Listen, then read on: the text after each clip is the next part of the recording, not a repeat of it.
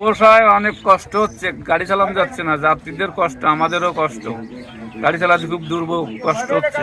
শীত জন্মের কুয়াশা, তো শীতে তো গাড়িতে নামতে পারতেছে না ওনার, এতে নামি তো পেটের অভাবে, ভাত নাই ঘরে, নামতেই তো হবে, কামাই তো না হলে তো কেউ ভাত দেবে না। নদীতে খুবই খারাপ অবস্থা।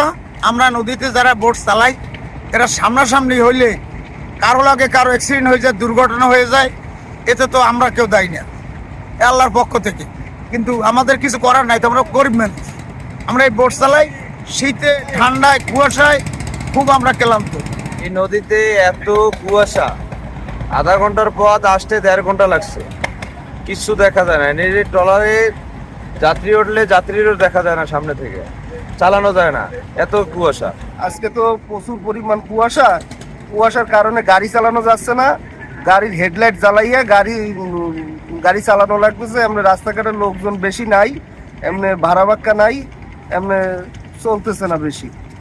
নতুন এবং ফিরে আসা গ্রাহকদের জন্য নগদে চলছে ক্যাশব্যাক সহ প্রতিদিন হাজারো উপহার জেতার সুযোগ। হবে আশা আর ফেরা, সারপ্রাইজ সেরা।